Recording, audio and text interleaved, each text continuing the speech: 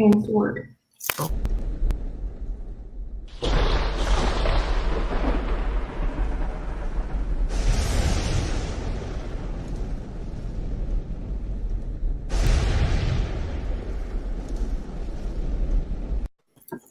Hey, welcome, folks, to episode, I'm going to look over here and over there, season 3, episode 28. Yeah, old brain, kind of forgetful.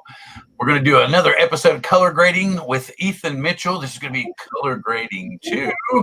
Glad to have everybody here. I can see FSU grad gave us a thumbs up real early. He was in the house. I can see Josh from Parks and Tech. Glad to see you here. I'm going to throw it to my co-host, Mr. John Cuppi, real quick and say hey to everybody. John. Hey guys, what's going on? Looking forward to some color grading here, or rather, pretty much just having Ethan take the lead and show us how to make our videos better. So good to see all you guys. Now I'm gonna throw it over to Ethan. Hey guys, thanks for coming in tonight. I've got a bunch of footage to go over.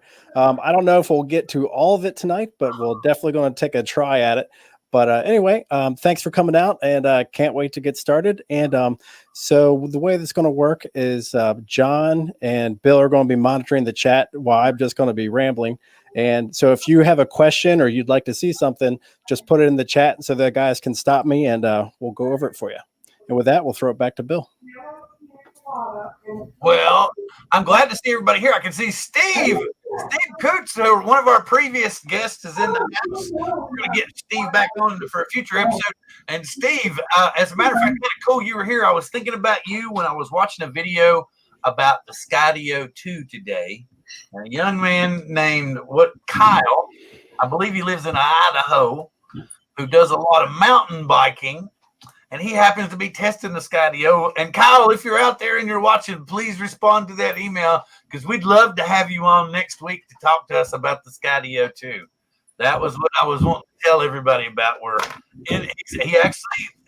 I posted the video in Coast to Coast Drones Facebook. If you haven't seen it, jump over there and check it out. He's actually riding a mountain bike through some serious brush and gives it one heck of a test. So I'm glad to see that everybody's in the house. We're hoping to have one more surprise guest in the house. I want to go over some quick drone news. Curtis Dart told me about this earlier. It broke a couple of hours ago. DJI is going to present an app next year that will be able to track and tell you on your smartphone when a drone is flying nearby. Thank you. Oh, now there's a big one. There's a big one. Oh, another one real quick I wanted to bring up is John Deere is actually teaming up with a startup to develop a crop dusting drone. So ain't that going to be something? Going to have a John Deere drone. That's that, a big green drone. Some dude sitting in like a big, what was it? The big body for the big tractors and stuff. Going to be just sitting there with the joystick. Yeah. Let's see the other one. Let's see. Bell Scott Drennan says drone taxis are on the way soon.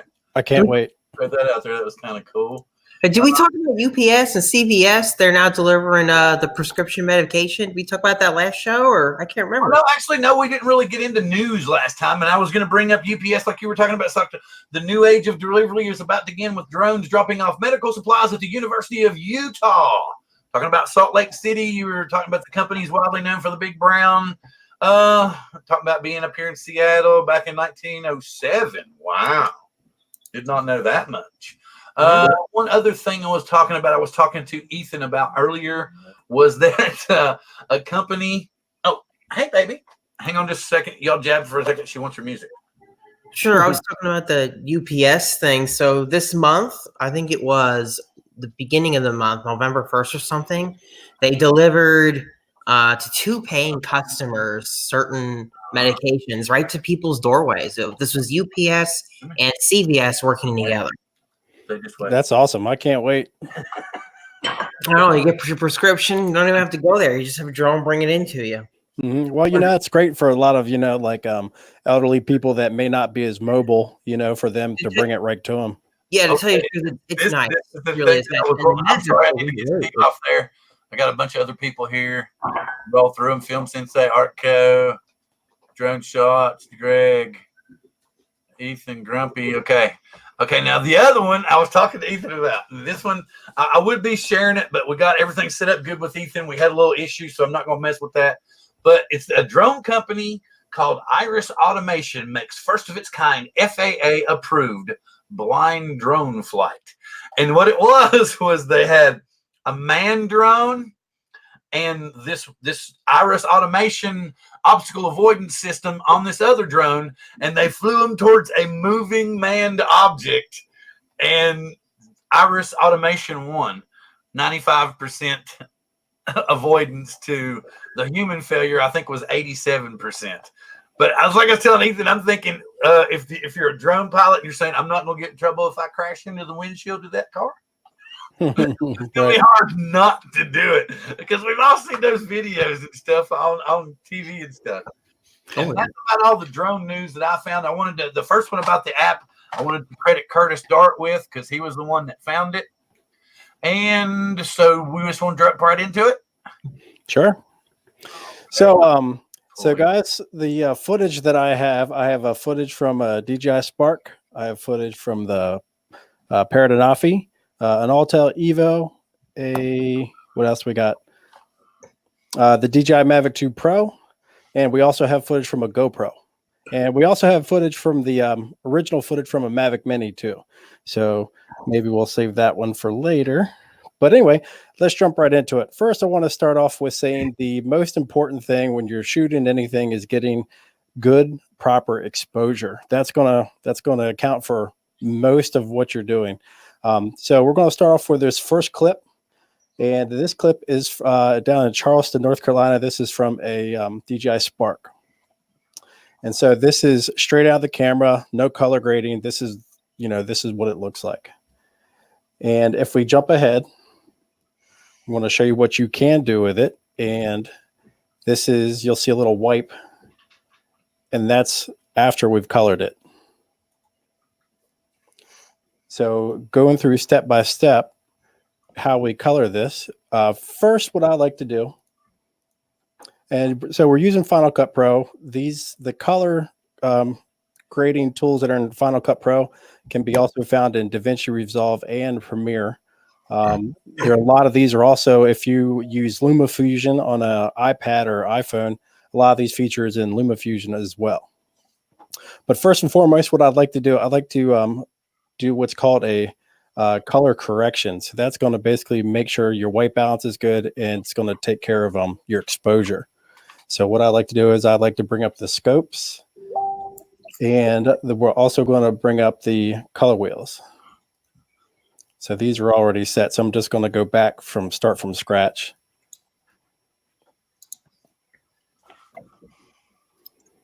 So has anybody got any questions yet?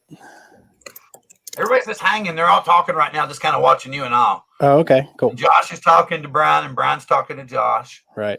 So with the scopes and with the color correction, what you want to do is look at your scopes over here, and this 100 line and this 0 line. You basically want all your highlights, which is all these areas up here, to be below 100, and you want all your shadows to be above 0. If you go past that, basically those colors aren't going to show up.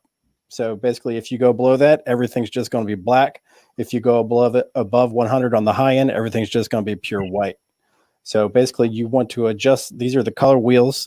Every program's got their own version of this, but they all kind of do the same thing. So this is the shadow exposure adjustment. So with this, I can bring the shadows down or bring them up. So we're just going to bring the shadows so they're like touching the 0. And then we're going to do the same thing with the highlights. If we go up, everything above that line is overexposed. Everything below it is underexposed. So to get the most out of your footage, we're going to bring it to right there. Each camera will do this, will have a kind of like a different way. If you're on a camera that shoots a lot of log footage, it's going to, when you pull it into an editor, it's going to look like that, very compressed, and it'll look very flat. And all you have to do is just stretch it out. Like so. So basically that's taking care of our exposure. What we also need to do while we're in here is take a look at our white balance. And in Final Cut Pro, it's right here under temperature. We can push it to the right to warm the image up, or we can come to the left and cool it down.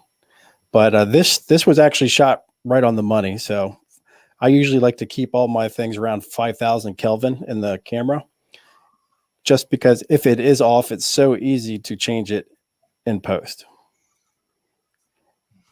All right, so now that that's done, now we can start getting into our color correction or our color grade and actually give it a look. With the spark and other things that are like the spark, there's not really much you can do as far as like what they call the color is like baked in.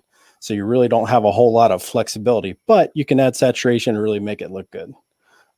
One tool I really like to use is the hue and saturation curves. So we'll go into that and take a look there. What the hue and saturation curves do is basically where it says hue versus hue, that's if you want to change a color. Say like somebody wore a blue shirt and you want it to be purple, you can use a little eyedropper, click on the blue shirt, and then it'll give you a line here and you just shift it to purple. This is hue versus saturation.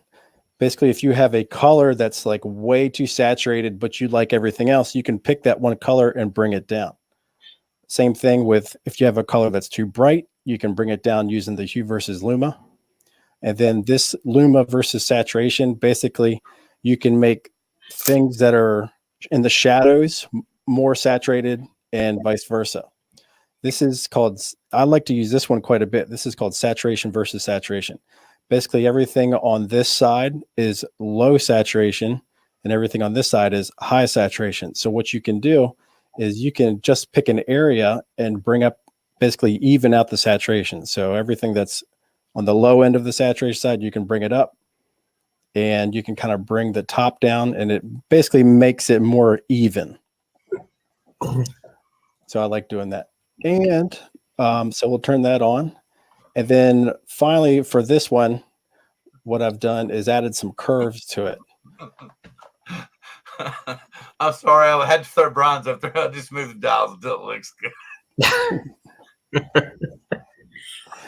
So with the curves, what you can do in this scene, our sky looks really, really good. And we want to kind of showcase that.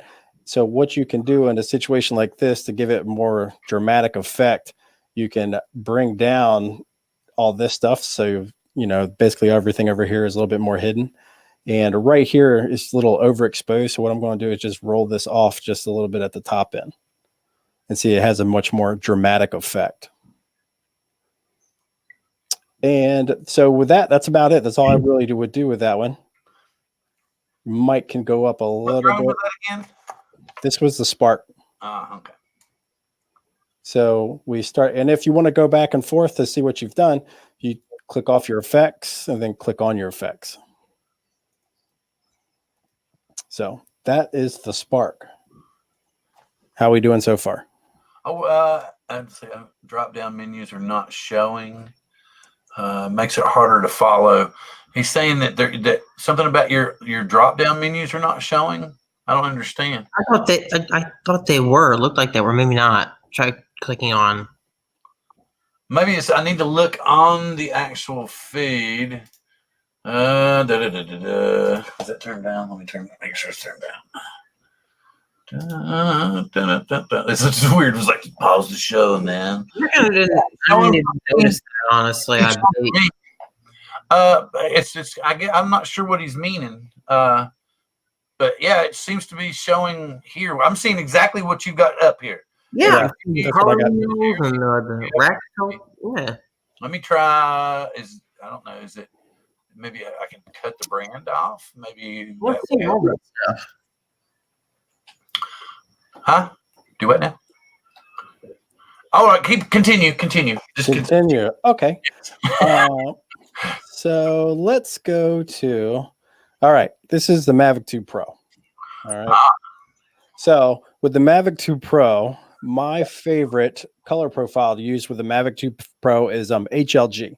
HLG is a 2020 color profile, and it is 10-bit. So you actually get basically a lot more crayons to use in your footage. Right. The only problem is because technically HLG is an HDR file. It's a high dynamic range file. Mm-hmm. So when you put it in Final Cut Pro, it's going to be in a regular timeline. it's going to be blown out like this. Yeah, really blown out. Right. So what you have to do, you basically have to go into Final Cut Pro and say, expose this for a regular, timeline. So with that, what you do, you go into custom LUTs, which is going to be in your effects browser.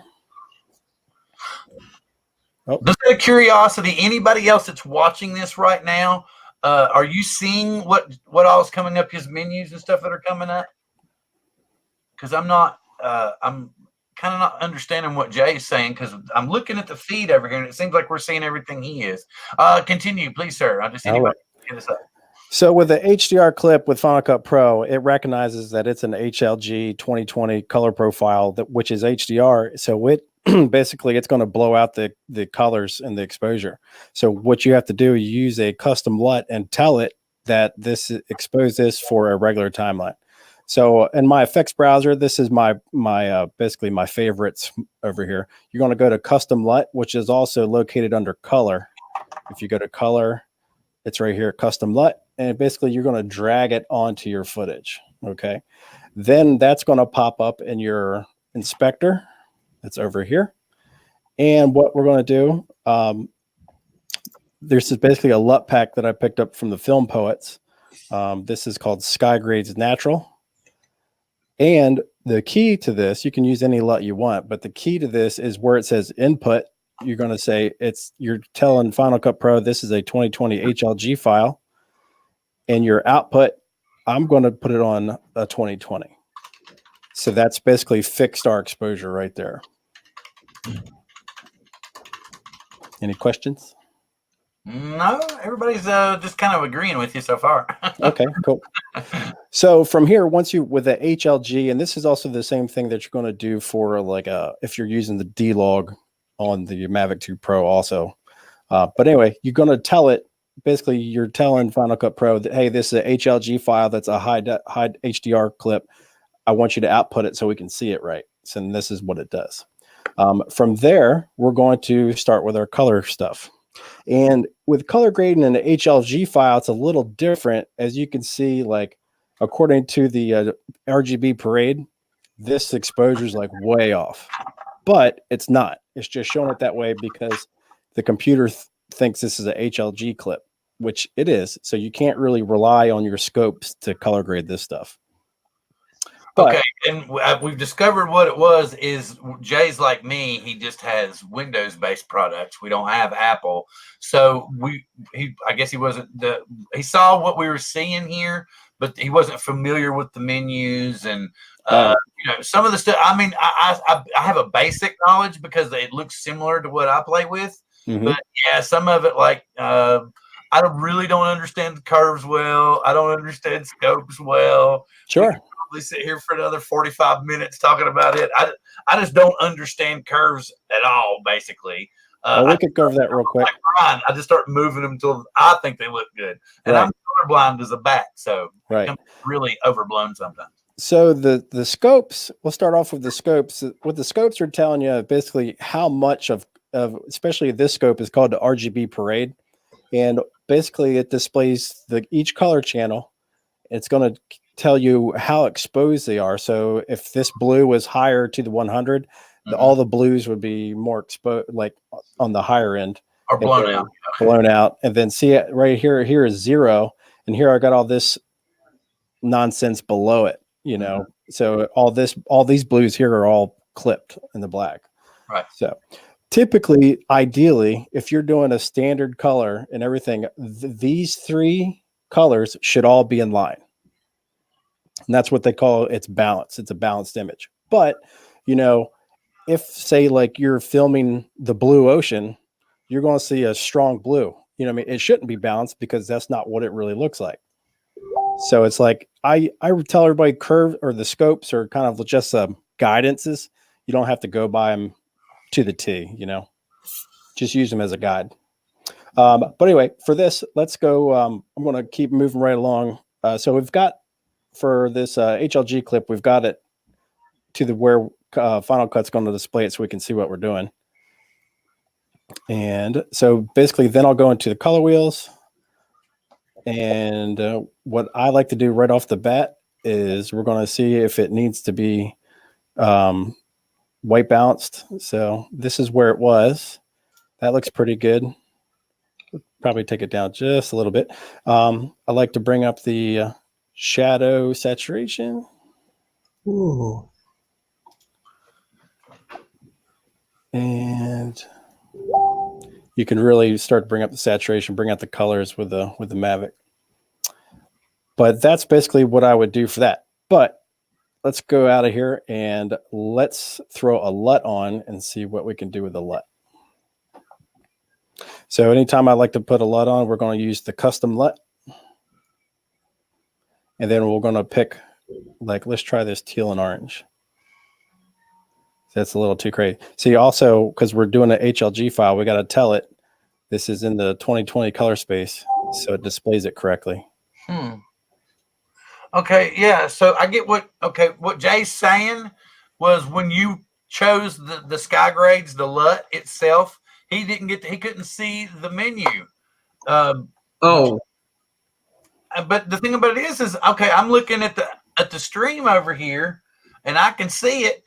And somebody snuck in the back door. Let me get this off here. Ron! Hello, everyone. I don't want to interrupt Ethan. I was just listening for a minute before I got in. It's great to go. So we'll do a quick play of this. And so basically, I'm going to show you this is what the Mavic 2 Pro can end up looking like. So the Mavic 2 Pro's HLG is like just awesome. It's got tons of color. It's hands down my favorite color profile to use with the Mavic 2 Pro. Let's see here. So yeah, basically I doubled up the LUTs on it. That's why it looks the way it does. Okay, so did you double up on one layer, or did you create another adjustment layer and stack it on top? Basically I created another adjustment layer and put it on top. All right, okay. But I did it within the inspector. You could do it that way too with an adjustment layer. I actually don't use adjustment layers that often. I know a lot of people do, but I just like to put them all within the inspector. Mm-hmm. So basically, that's what it looks like now. I don't even know how to do it without putting them all in the inspector. That's the only way I know. But and I'm fascinated because I've never tried the HLG feature on the Mavic Pro. I've always used the D-Log. So I'm really learning something here. In fact, a lot of people discourage you from using the. Sorry, is HDL? I'm saying it wrong. HLG. A lot of people discourage you from using that, and they never tell you why. Well, probably this is why right there.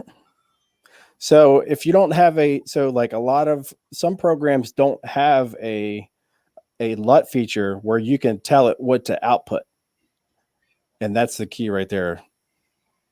See, and this basically with my custom LUT, I'm telling Final Cut Pro the input is a 2020 HLG file, and I want to output it in 2020 also. Mm-hmm. And that's why I do that. Otherwise, it's going to look like that.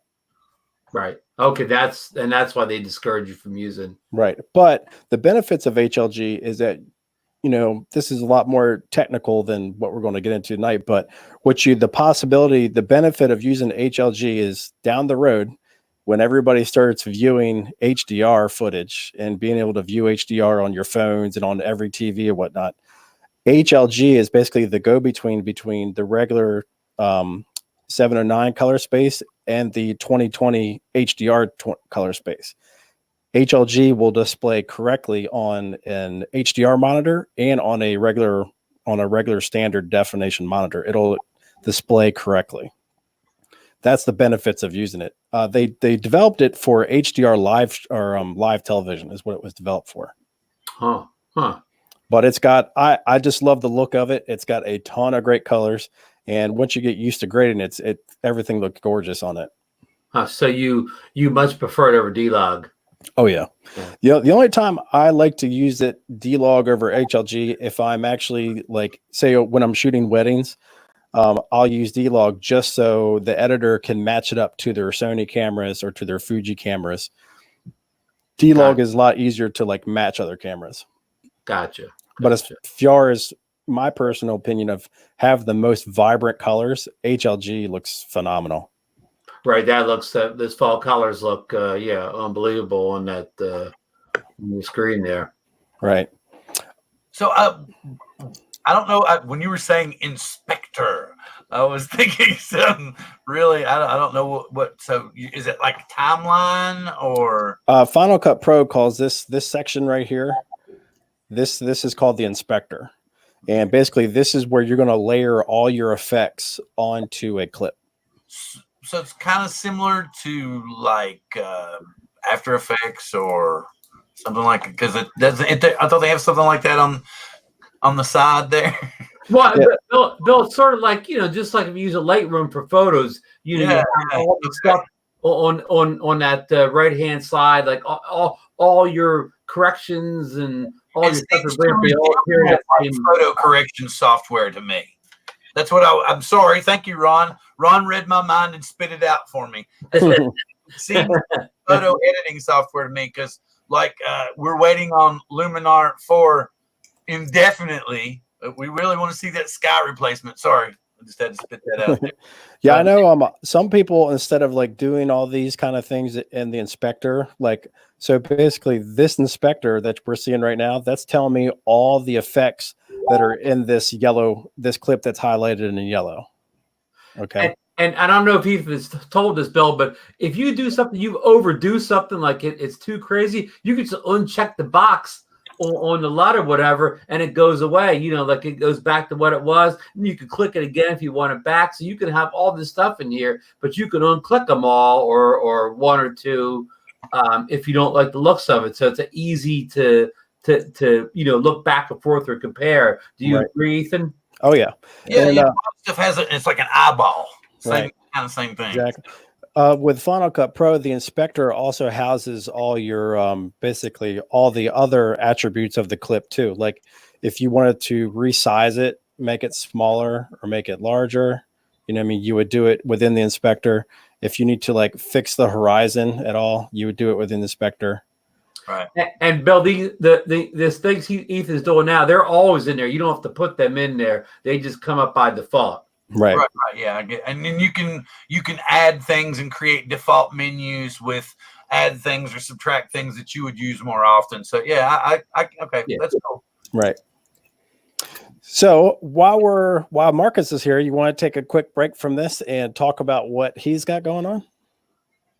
You mean Ron? Yeah. Ron. Sorry. Yeah. Ron? He's close. I remember. I skipped over him in the last show, so I deserve that. I think he's like saying, "Do you have anything that you want to show off, or no? Are you still waiting?" No, I'm pretty good. I'm good. I don't really have any big announcements. I'm still a Mavic Miniless or whatever. I'm the dummy that ordered directly from DJI, so I'm still empty-handed or whatever. I didn't jump ship to Best Buy like everybody else did, and I'm rewarded by not having it. But that's okay. I didn't really need it right away anyway. Wow. See, I actually thought you might have it in hand, and I told Ethan, I was like, "Yeah, Ron might come on, and I think he's got it in hand and empty-handed." He's got one in each hand. But you didn't have to pay any tax on that, right? Wink, wink, right? Right. Okay. So then you can order yourself a couple batteries for waiting. I'm doing a big announcement though.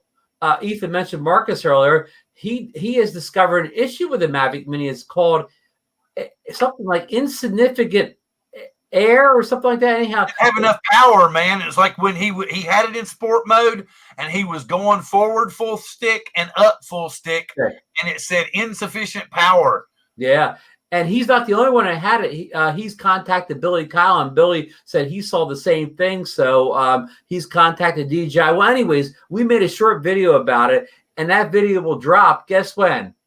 10:00 p.m. tonight, right after this show. Go over to the Xeno Nation feed and check it out if you have any interest in the Mavic Mini or issues you may see or whatever. So back to our regularly scheduled program now. Hang on, here's something. Anybody got a theory on what the problem is there?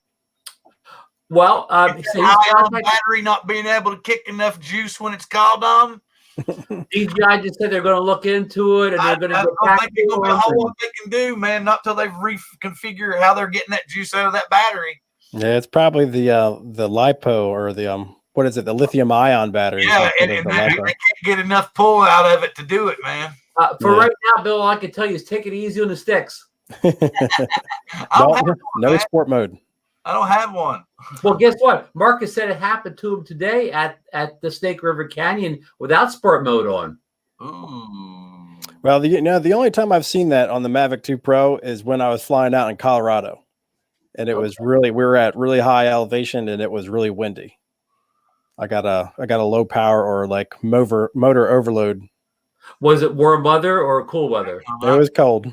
Okay. So yeah, Marcus was stunned by the, he's flying in 50-degree weather or lower. So an overheating issue shouldn't occur in that type of temperatures. Mm-hmm. Well, speaking of the Mavic Mini, I have some raw footage that I've color graded from the Mavic Mini. Oh, excellent. Aircraft power insufficient. That's the warning. Thank you, Bill. I can't spit that out. Thank you, my brother. So this footage is from the Mavic Mini, and basically it's not bad. It's definitely better than the Spark, but you're still limited about what you can do with it. So we'll go through it real quick. And basically that's what I've got from the Mavic Mini. The water looks much better. Yep. Definitely got a lot more, basically some saturation. And with this one was interesting because I was able to do some different things with it. So with this one, I'm going to start off with another tool that I like to use in Final Cut Pro. It's called automatic color balance. And basically that feature, I'll just delete it real quick. Steve Coots asked, is that 2.7 or 1080? It's 2.7. We can check real. Yeah, it's 2.7K, 30 frames a second. Oh yeah, Final Cut Pro. Also, if you ever want to know the details about the clip, with it highlighted at the very tippy top of the inspector, you're just going to click the eye, and that'll display the resolution and the frame rate and the color profile. Nice. Good super user tip. Hey, Ethan, I'm going to jump the gun here real quick, but how does the Mavic Mini video compare to the Parrot Anafi once you get it in the editor? The Anafi is way better. Okay, thank you. Yeah. Thank you. Yeah. Here first. Oh yeah, just I mean, your higher resolution, you got a lot higher bit rate. I mean, and you have the ability to use log. So right. It's is it better than the Spark? Yeah, it's definitely better than the Spark. Okay, here's the quick question. I asked this to somebody else. I didn't get an answer. Okay, the photo quality out of the Mavic Mini, how does it compare to a high-end smartphone, like we'll say a current generation iPhone or a current generation top-of-line Android phone? I don't think it's going to be as good, to be honest with you. Okay, that's kind of what I was thinking too. But I heard a lot of people talk about how good the photos were. So I didn't. Well, I mean, what's really the biggest thing I think isn't really going to be the sensor size with these. It's going to be the lens. And the lens that Apple is starting to put on these cameras is freaking awesome. Right. Because the aperture on this lens is not even as it's not even as low as the Mini. I mean the Spark, right? The Spark's like a 2.6. This is a 2.8. So right, you're getting a better aperture on the even the older Spark. So yeah, I was surprised you didn't see a little better aperture on this Mini, but I know they got to cut costs to keep it $399, so I shouldn't even say that. Right. Well, with the fixed apertures, the size I don't really think matters a whole lot as long as they got the sensor tuned for that aperture. Right. What I will touch on, and Billy Kyle mentioned this recently as one of his videos. It's so important to have with the drone photography. It's so important to have the highest resolution you could possibly have, because you're so far away from any of the features. So you're at a loss anyway when it comes to detail. Right. Exactly. It's like having when you had an old digital camera from, I don't know, I'm going 10 years or better, whatever. You would take like a landscape photo, and it was like no detail in it or whatever. It didn't have the dynamic range to capture any detail at a long range. So I know exactly what you're talking about. Yeah, I mean, I think they should have definitely put 4K in this, even if they like cranked down the bit rate a little bit, so it didn't compete with the Mavic Air. Hey, Eighth, I'm going to ask you to speculate. You don't have to speculate if you don't want to. Did they not have a 4K because of a hardware restriction, or did not have 4K because they didn't want it to intrude on the Mavic Air's market? I'm pretty sure it was marketing. Okay. Yeah, because even the Spark was able. I mean, you could hack the Spark to do 4K. Mm-hmm. And even if it was, say it was a heating issue or something, they could have tuned something else down to compensate for that. They could have like made it a lower bit rate. They could have, undersampled it somehow, just like they're doing the Mavic 2 Pro. But they could have done something that get you that 4K. Right. So you kind of lean towards it's market. They didn't want to cannibalize their next drone up the line. Oh, yeah. I think it was a straight up cripple hammer, to be honest with you. Right. And the Spark doesn't do any raw, either, which is really no reason for that. Right. Well, and then I don't know if they'll fix this, but having the manual exposure controls, why would you have it for photos and not video? That, to me, that's just straight up keeping it under a Spark, giving them options. So maybe if you want to have those features, you got to go with a Spark or an Air. I don't know.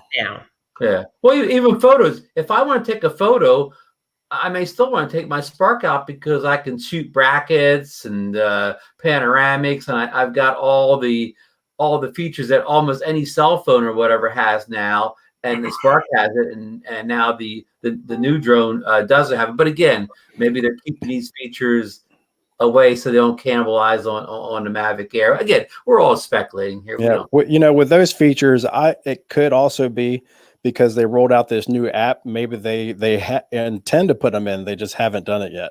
Yeah. Well, somebody made a point when the original Mavic Pro rolled out.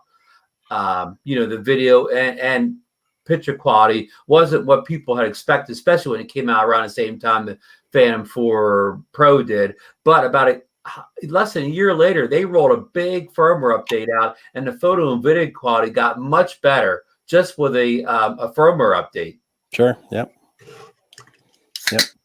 So this is the Mavic Mini. We'll roll through that one more time, and then I'll go over and show you guys what I did to it.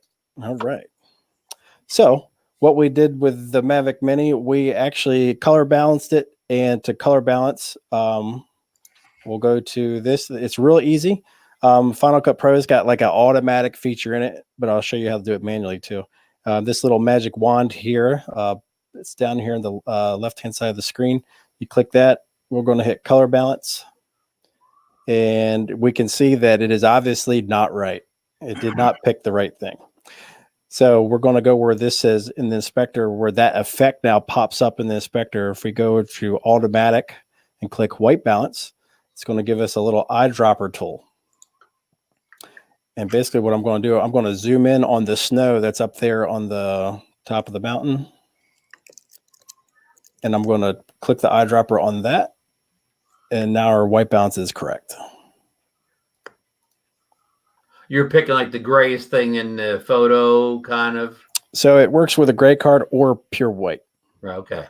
So if you had a photo where you had a video of a gray card, you would click on that. But here I'm just using the white that's in the snow.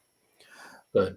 All right. So now with this one, I also used the LUT that you can get from Motion Effects. Motion Effects is an online company, and they have a ton of effects for Final Cut Pro. Everything from custom profiles to LUTs to custom text. But this is basically their LUT viewer or their LUT application. And this is free. It's called MLUT. You can download it for free. And what I really like about it is it gives you access to their LUT library, which has a ton of LUTs for other cameras. So this is all basically log LUTs to convert log settings from all these different cameras to a regular profile. So you've got DJI, Red, Sony, Panasonic.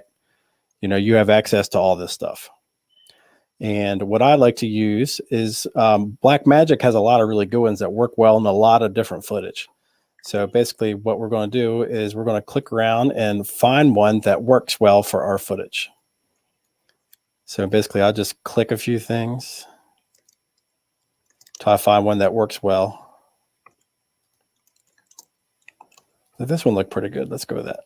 Then I'll click OK and it applies it. What's also nice about the MLET effect is that it's got saturation and contrast tools right in here. So if I want to bump up the saturation, I can increase it, or I can go down with it.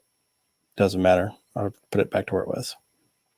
You can also dial it up if you want to make the LUT more intense, or you can dial it back. So we could leave it right about there. And with these, that's all you really have to do. You can touch it up a little bit with the hue and saturation curves. If we go into hue and saturation and use some of our other tools that we got, like the sat versus sat, this is something I just like to do with a lot of my footage. I like to pull up the lower saturated and make them more saturated so it evens out the picture. So here's a, let's see. So here's an example. Say like all this red, this like darkish red area that's around the bank here.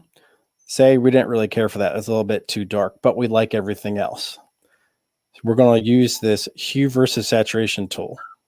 I'll click the eyedropper and basically I'm going to zoom into that spot. I'm going to click on it. And basically what's going to happen is this Final Cut Pro is going to say that color is this on the color line. And it gives you a dot before it and after. See, it loops back around. And I'll stretch this area out. And then we'll just pull this down a little bit and it'll desaturate that area. See how this area is not as red anymore? Mm-hmm.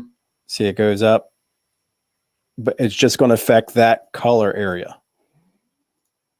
I'll zoom back out and see how that looks a little better. Much better. If we can turn it off, turn it on and turn it off. It's subtle, but it's there. And these color, whatever you're calling these color things here, they're very similar to what was in DaVinci Resolve when it was just a color editor. Right, right. DaVinci Resolve has got these, and so does Premiere. I'm not quite sure what they're called, but they all kind of do the same thing. Mm-hmm. So I'll just go down it again. Hue versus hue, that's basically going to change the color. You pick a color with the eyedropper, and then that'll change what color you get. So we'll use that, for example. If I see this orange tree that's over here, let's zoom in on him. Where's he at? Okay, this orange tree. I'll pick that color that's there and say we want it red. You know, we zoom out. But what it's going to do, it's going to affect that color everywhere that's in the image, but just that color. And say you wanted it more green, you know. So, but that's how you would do. Say like, I don't really use that too often, but say like you were doing a shot and somebody was wearing like a blue shirt and you wanted it to be red. That's what you would do. You would do that. Right. The hue versus saturation, basically you pick a color and you can adjust its individual saturation. The hue versus luma, same thing. You pick a color and you can adjust its brightness, its luminosity. The luma versus saturation, basically these two are a little different than the top three. Basically, this is everything where it says luma. So this side is everything like the shadows, and this side will be the highlights, and it's versus saturation. So if I bring this up, everything that's in the shadows is going to become more saturated. This thing, everything in the highlights is going to be more saturated. So if you're, what you could also do in the wheels.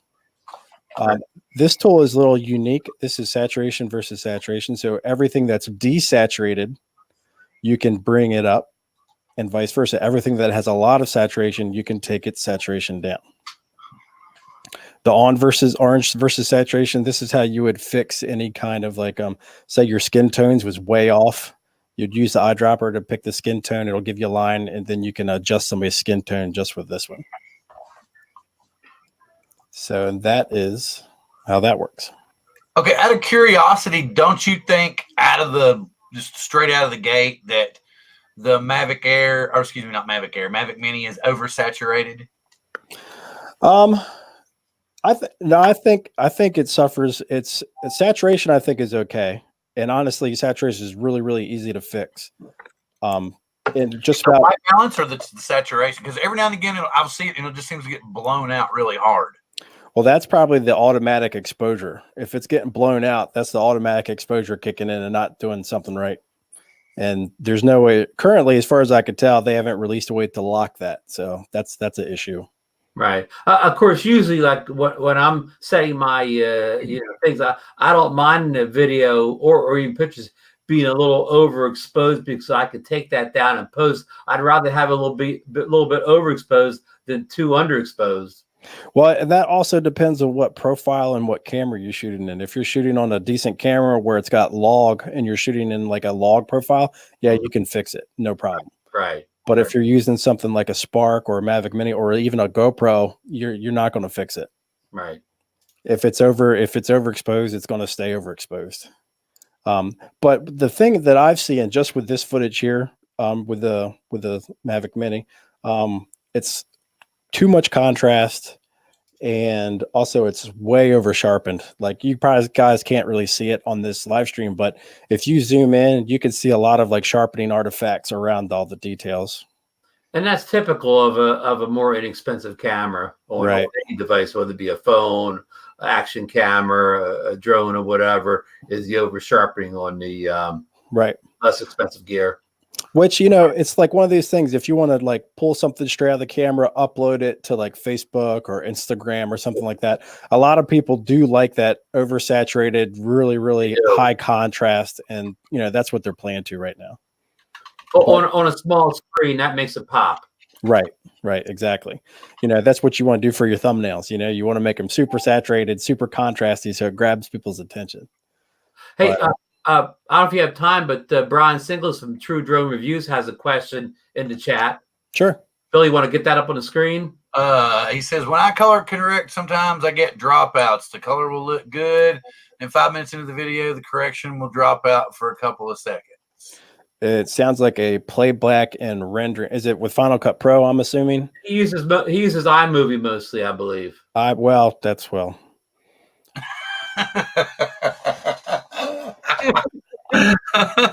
Yeah, that's well. If it was, so I could tell you how what that would be doing in Final Cut Pro. It sounds like a rendering issue, and I don't know if iMovie renders the same way that Final Cut Pro does. It doesn't. Right. So, like, I don't know if you guys can see it on your screen, but if you see these like white dots that are above my clip, like I'm circling one right now. Mm-hmm. Like these little white dots here, that tells me that because there's been a couple of instances like when you were getting the snow earlier, I didn't see the dropper, but so it may be very well that I see what Jay is saying, that there seems to be some stuff that's getting broadcast. It may be the frame rate or something. I don't know. Oh, maybe I'm moving too quick. Could be. I don't know, but it doesn't seem to be running the same way. Anyway, go ahead. But anyway, Final Cut Pro, these little white dots on here in the top of the timeline, that's telling you that that clip has not been rendered. So, and if you depending on your computer, it really has a lot to do with the processing power, where it can play back smoothly color corrected things and different effects. The more effects you start to layer on, like different LUTs and extra color corrections, the more processing power that takes. So it's really hard for, if you don't have a super, super expensive, fast computer, for it to play it back in real time without being rendered, it takes a lot of power. So even my machine, this Mac's only is like 2 years old. And if I get a lot of like text effects or a lot of color effects going, I will have to render that out before it'll play back smoothly. So, but that gets into a different type of like editing workflow. Like if anybody that's going to be editing, I recommend do all your cuts and all your time and do all your music syncs first leave all your color and effects till the very end because it's very processor intensive. I wanted to give everybody a shout out that's waiting on their drones to be delivered by FedEx. Just to give you a heads up, the only reason it's delayed is because all those UPS drivers are out trying it out right now. You'll get it tomorrow, but it'll already have logged about 2 hours worth of flight. So here's a clip that Ron sent me. Ron, is this your hometown? This is where I live now, Margate City, New Jersey, and this is the Margate Water Tower, and they've just put the scaffolding up in the past week or so. I guess they're doing some seasonal upkeep on it, and it was a big topic on the Facebook groups down here at the shore. So Sunday I went out to get a little footage. Right, and I recognized the code that it was definitely from a Paradenofian P-log. I said it was made special for you, Ethan. Very nice, very nice. So it made it easy for me because I know exactly what to do this. But so we'll play through it, and this is what I got for the Paradenofi. Oh wow! So it's definitely I put the orange and teal on there pretty heavy. So yeah, you did. You really gave it a good coating of orange and teal. What is the purpose of an orange and teal grade? That's a great question. Good question. And let me just start off. I don't know the answer, but I know it's been a favorite of Hollywood movies for 10 years or better. So that's why everybody imitates it on YouTube. But Ethan could give you the full answer probably. Like the Pearl Harbor grade or something. I don't know. Yeah, you'll see it. Michael Bay used a lot in his movies, but it's used quite a bit in it, and there is a very, very good reason for it. So what it does, it creates color contrasts. Orange and teal are opposite colors on the color wheel. And when you have opposite colors, it creates color contrast. Now, why don't we use something like red and purple or, green and yellow, something like that? Well, most skin tones are orange, no matter what. Almost everybody, even African Americans, their skin tones fall into the orange category. Right. So, because in movies where you showcase a lot of people, you want to create color contrast with your subject. So that's why teal and orange. It was a Mad Max movie from about 5 years ago that probably is the ultimate orange and teal movie. I don't know it was Mad Max something, but it's about 5 years old, and they orange and teal to the zenith on that movie. Oh yeah, you could definitely go overboard with it big time. Well, you see, Ron's drone, not this Ron, but 3X Ron. He says his drone is in Memphis, so the king is playing with your drone. So it's funny, burning drone. Bill. When I tracked mine this morning, it was in Nashville. Oh, yours is in Nashville. So they're all going through Tennessee. All DJI drones come through Tennessee. So mine may show up playing a country music song. Wait a minute, Fury Road. Okay, I'm lost. Fury Road went by me. Fury Road. That's our friend DeMarco, FSU grad 03. Oh, that's at Mad Max Fury Road. Obviously, DeMarco's a movie fan. Thank you, DeMarco. I wouldn't have came up with that all night. So great film, though, by the way. But Ethan, that's incredible footage. Now I have more footage at the home of the Word Tower. I'm gonna have to copy your edit now. Mm-hmm. So we'll do it. He's gonna go get. Wait! I gotta get this uploaded. Yeah. Let me copy all these settings down here. Well, it's actually the P log on the Anafi is extremely easy to color grade if you use the right tools. So, and we'll go over that real quick. And you have a whole YouTube video on it that I've studied and saved. Yep, it's so we'll go over. Basically, I start off with the Anafi, where I start right off with the MLUT. What else are we missing here?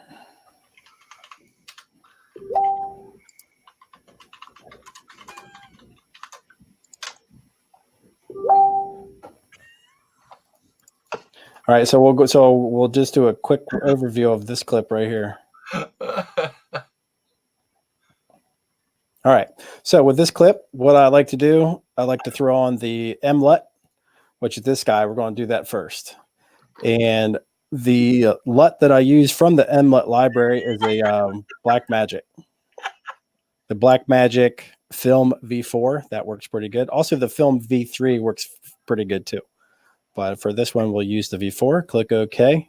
Then we're going to grab our other LUT. We're going to use our custom LUT from the Final Cut effects, and we're going to. This is a teal and orange that I got from Sam Kohler. It's one of his free ones that you can basically Google him and get his whole bunch of LUTs.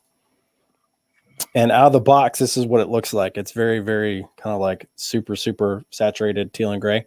Fury Road teal and gray. Right there. So we'll just dial this back. And I just kind of use my eye to figure, I don't go with a set thing. Yeah. But I just dial that back. And then with the Anafi, I also like to throw a little bit of sharpening on it, just a touch.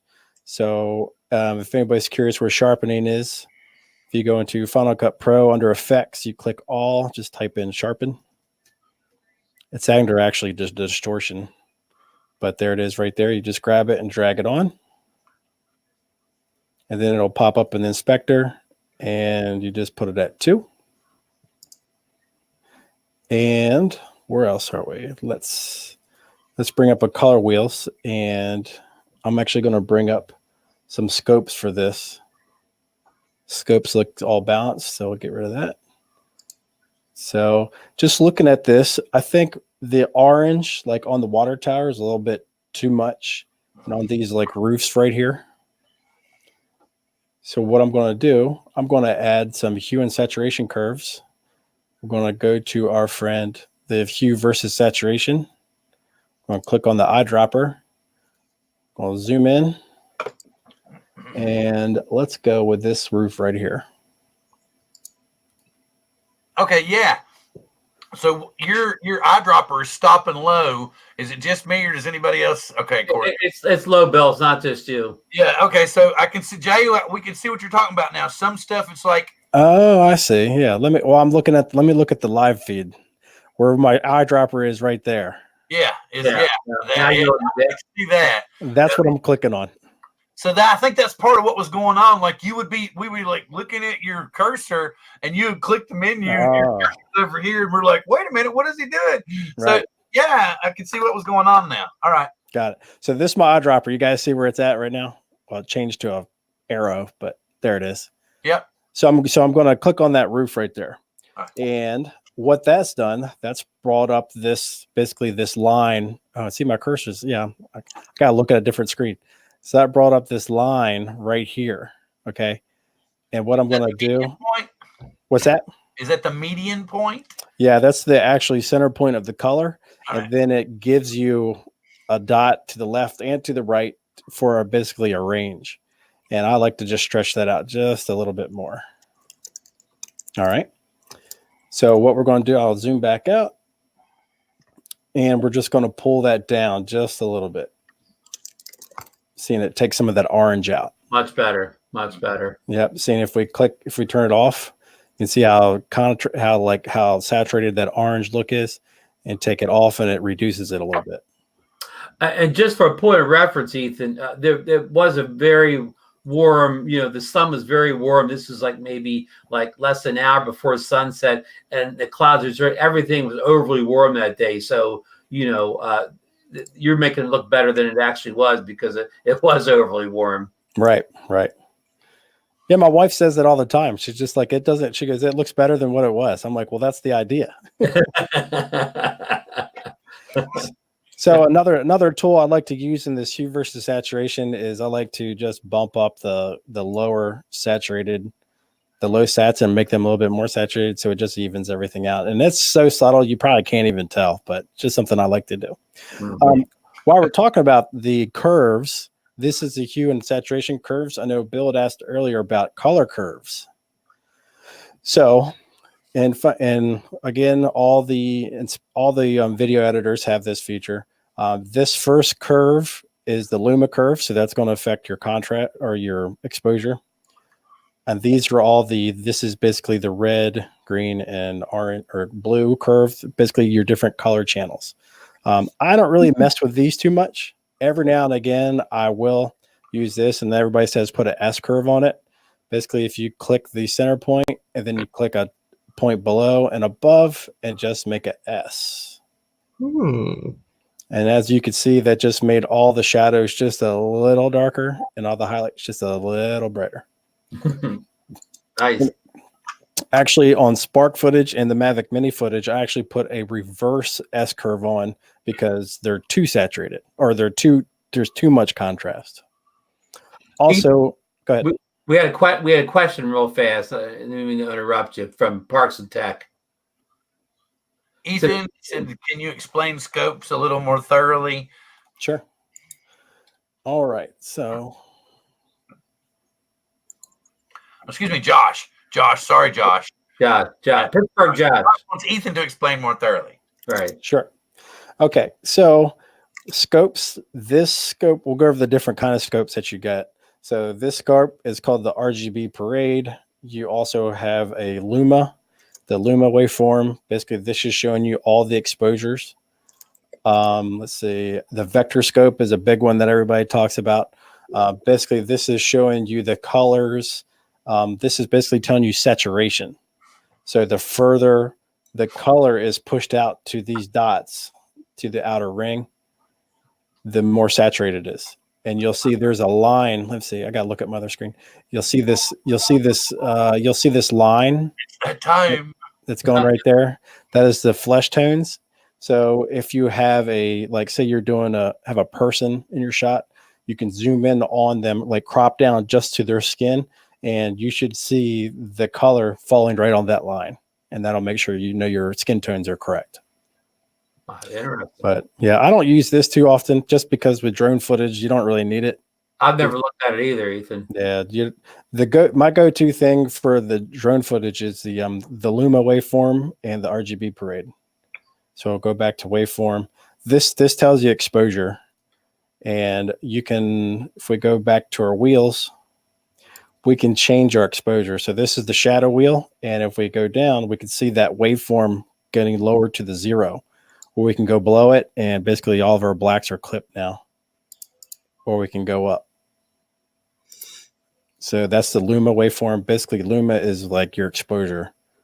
So and same thing with the highlights. Just for a quick second, I want to jump in. Y'all can see Jamie Tuesday in the chat. That's my little sister. So y'all jump over there and support her channel. I'm sure there's no videos and stuff on it yet, but I'm trying to talk her into not being such a chicken. She's going to come on here because she doesn't know anything about drones. And I was saying, yes, this would be the perfect place for you to come on, and the chat will help you learn, and we'll help you learn. And you never know, somebody might send her a drone before we're done. Yeah, there you go. Come on sometime. We'll be drove 101 that night. Right. One thing I'd like to mention about the curves. See, we made like a S curve with our Luma thing, with our Luma line. Mm-hmm. You can kind of do that with the wheels too, but you just won't get an S curve. You know, if we bring the shadows down and the highlights up, we're kind of doing the same thing, but not as much as finesse as you're getting with the curves. Right. Right. One thing I'd like to point out about the curves is that everybody may run into. If you've ever filmed and your footage looks a little hazy, you know what I mean?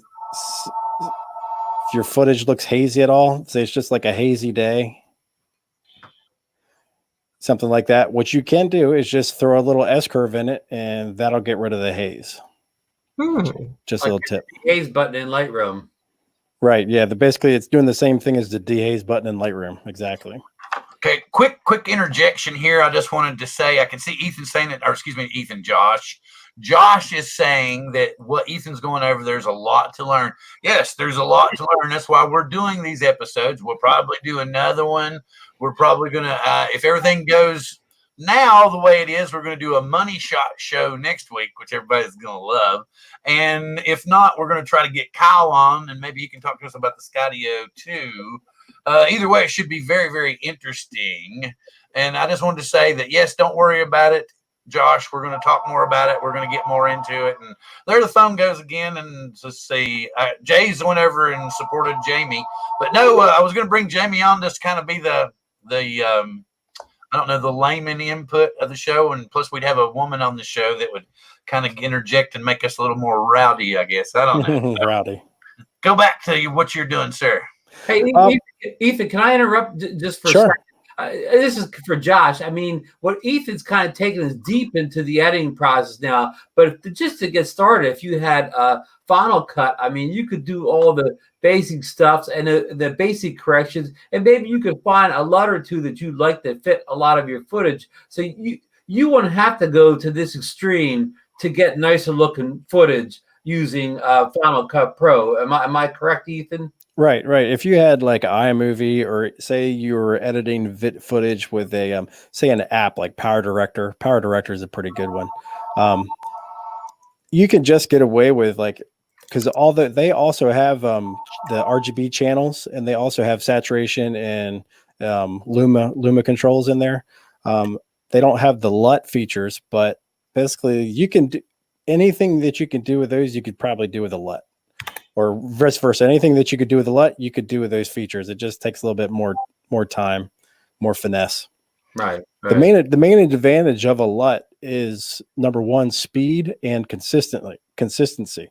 So if you've got a couple LUTs dialed into a certain footage, you can just throw them right on, and your footage looks the way it's supposed to look. Right. Very minor tweaking. Without doing all the color wheels, right, and curves that Ethan's doing here. This is for when you've had Final Cut a little while and you've progressed. Ethan's at that level. And I don't know if you mentioned this before I got on, Ethan, but you talked about iMovie, and this ties in what you said. Get all your add all your music and put all your transitions before you get to color grade. You could do everything in iMovie, and then you can save it and send it to Final Cut Pro, so you could do all the busy work, like they said, the cuts, the transitions, the music, and then send the final version to Final Cut Pro just to do the color grading. Right. So I see Josh is talking about for Windows. You could definitely get the free version of DaVinci Resolve has all the color stuff in it. Well, he was talking about that he uses Power Director for Windows, and it has a lot of LUTs in it. Yeah. Something else I wanted to jump back in here. Art's getting ready to go to bed. Thank you for coming in, Art. I know a lot of this is above some people's heads. That's why we're doing it. So it's going to be recorded. You can go back through and watch it many times. There's a lot of good detail here. So you can go back, blow it up, slow it down, freeze frame. Something I wanted to say, I don't know if you've seen him. He comes in a lot and supports me. I love to support him. He's taught me a bunch about software and stuff. Film Sensei is here in the chat off and on all the time.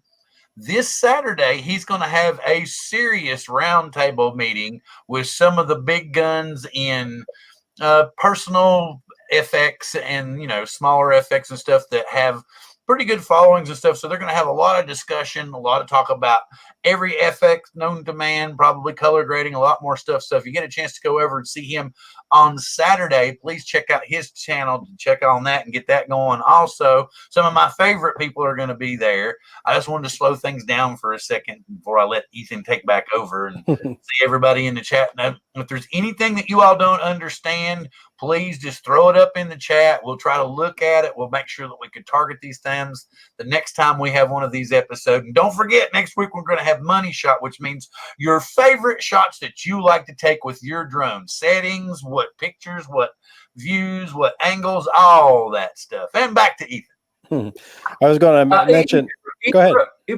Rick, before you go on, for Josh, everything Ethan's showing here on the Windows side, if you had Adobe Premiere or DaVinci Resolve, you could do almost all this stuff in those applications. Is that correct, Ethan? Oh, yeah. Actually, I think DaVinci Resolve does a lot of this stuff better. Right. Well, I don't want to bore you, but a little history. DaVinci Resolve is a full-fledged editor now, but years ago it was just a color correction tool, whatever. And I was using it when it only did the color correction, didn't have the editing features built in. So they've had, they were ahead of the color correction game, I think, on both Final Cut Pro and Premiere for a while. But right now, I've talked enough. Go ahead, Ethan. I was going to say, talking to Josh about LUTs. The nice thing about LUTs is they do the same thing across platforms. Basically, it's just information about telling the computer what the different color settings are and what to use. So the LUTs that I'm using tonight, you could actually use on yours, your Power Director as well. And theoretically, they should do the same thing. So, while we're talking about clips, we have GoPro. And I will say GoPro is probably the hardest thing to color grade. It's got such a unique look that it's really hard to match it up with anything else. So if you're color grading it just by itself, that's fine. If you're trying to match it to something else, it's quite challenging. But here we have a like an FPV clip, and I'm shooting in 2.7K 60, and this is in the flat color profile with Pro Tunes on. So, but I'll back up a little bit. So this is what we had, and this is what we did to it. Oh, I have to throw this one up. Agreed. Fixing GoPro footage is a night. Oh yeah, it's. If I had my single one complaint about GoPro is their color profile is just it doesn't match up with anything else, like but other GoPros. One more quick thing. It's completely off subject and everything. I want to say quick shout out to the Seahawks for pulling it out Monday night. The most incredible game I've seen in forever. So thank you, Seahawks, for giving me 3 heart attacks in one night. Ethan, I've always wondered why somebody doesn't come up with a GoPro LUT to make your whatever. I mean, your other footage, like either drone footage or whatever from any other type of camera that you could throw a LUT in there and make that look like the GoPro footage, so that you can match rather than make the GoPro look like something else, make the other footage look like the GoPro. Right, that'd probably be easier to do. I'm surprised nobody's done anything. I must be hard. Well, there is a LUT for GoPro Pro Tunes, and I'll show that to you guys right now. Oh, excellent. Let me get to where we're upside right, so we're not. Okay, there we go. So the LUT that I always use for the GoPro footage is called, you can get it from Ground Control Apex Pro Tune to 709. And we'll just turn that on. That's what that looks like. And I've got it dialed back a bit because when it comes on full strength, it's crazy saturated. So we'll dial this back just a little bit. And then we'll go into the color wheels. And let me reset my wheels. And we'll tweak the exposure. And see, I got my Luma waveform over in the scopes, so I can see that I can bring down the shadows to about there. And then I can bring up the highlights just a little bit. This is too much. About right there. Also, so this was probably about 4 o'clock in the afternoon. So we're just a little before the golden hour. But, I'm just sorry, but I was just realizing again, like your cursor's way down here, and then I saw the arrow just magically move, and I was like, he's doing it with his mind. Right. I wonder why it's doing that. That's strange. But so the midtones can actually change the way your footage looks, and you can kind of make it seem like it's midday or like it's golden hour by adjusting the Luma on the midtones.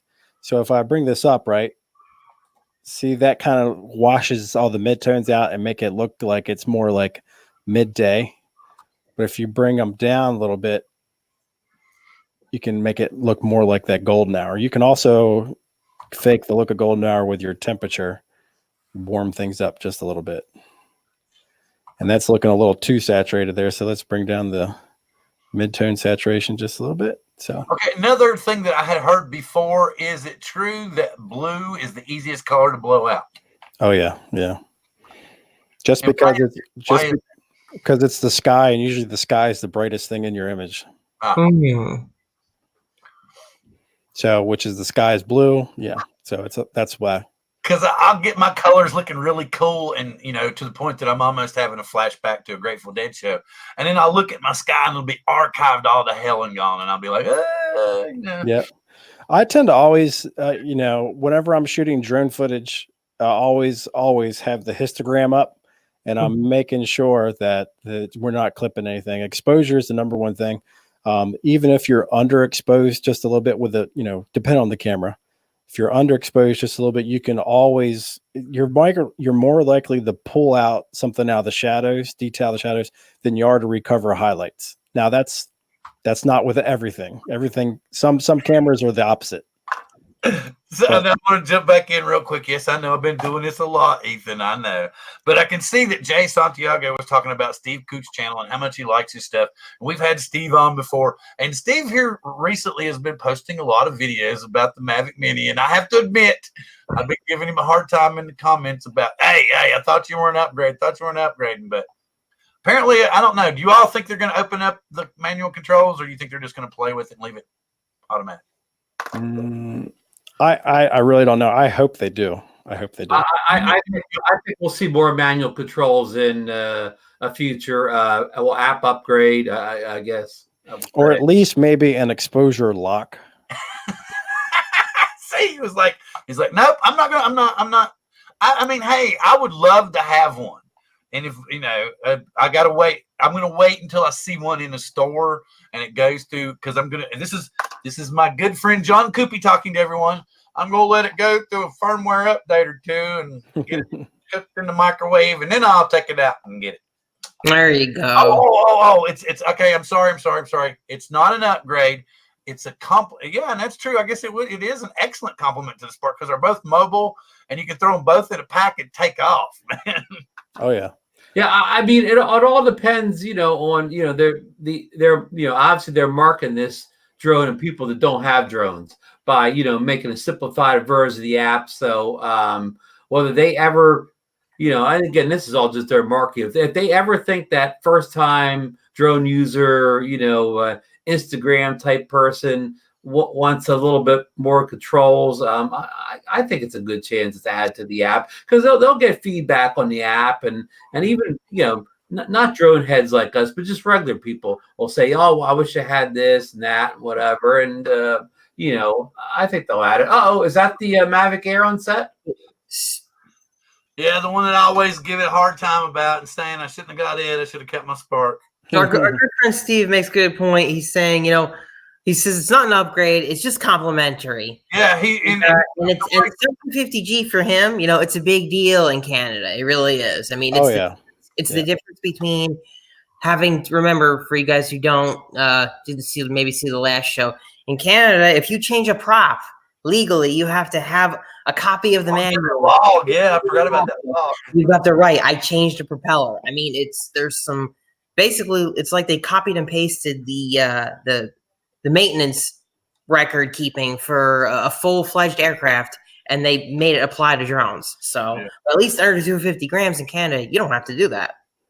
Yeah, because I forgot about that one video where you're like, he's got like 2 or 3 different books, and I was like, yeah, okay, I got you.